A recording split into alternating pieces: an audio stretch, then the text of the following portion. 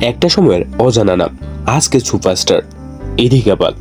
প্রিয়তমা সিনেমা দিয়ে ঢালিউডে অভিষেক, এরপর খাদান, বরবাদ সিনেমায় দুর্দান্ত পারফরমেন্স। কিন্তু প্রশ্ন হচ্ছে, এত অল্প সময়ে ইদিকা পালের পারিশ্রমিক কতটা বেড়েছে?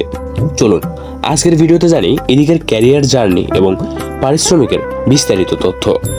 ইদিকা পাল কলকাতার একজন জনপ্রিয় থিয়েটার আর্টিস্ট ছিলেন। তিনি রিমলি নামক টিভি শোতে প্রধান চরিত্রে অভিনয় করে জনপ্রিয়তা লাভ করেন। 2023 সালে তিনি বাংলাদেশি সিনেমা প্রিয়তমা দিয়ে ঢালিউডে প্রবেশ করেন, যেখানে তার সহ অভিনেতা ছিলেন শাকিব খান। প্রিয়তমা সিনেমাটি মুক্তির প্রথম সপ্তাহে প্রায় 10 কোটি টাকা আয় করে, যা ইদিকার ক্যারিয়ারে একটি বড় মাইল ফলক। এরপর তিনি খাদান সিনেমায় অভিনয় করেন, যা 2025 সালের এখন অবধি সর্বোচ্চ আয় করা বাংলা সিনেমা হিসেবে পরিচিত। প্রিয়তমা ইদিকা পালের প্রথম সিনেমা হওয়ায় তার পারিশ্রমিক তুলনামূলকভাবে কম ছিল, তবে সিনেমাটি বক্স অফিসের সাফল্যের পর তার পারিশ্রমিক বৃদ্ধি পেয়েছে। খাদান সিনেমার টোটাল বাজেট ছিল 6 কোটি টাকা এবং এটি বক্স অফিসে 26 কোটি টাকা আয় করে। এই সিনেমায় ইদিকা পালের পারিশ্রমিক পূর্বের তুলনায় অনেক বেশি ছিল।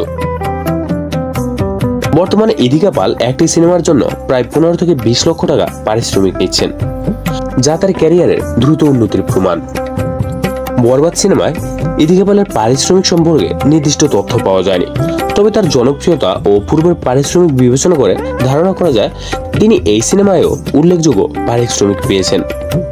ইদিকা পাল বর্তমানে বাংলাদেশ ও ভারত উভয় দেশের বিভিন্ন প্রযোজকদের কাছ থেকে প্রস্তাব পাচ্ছেন।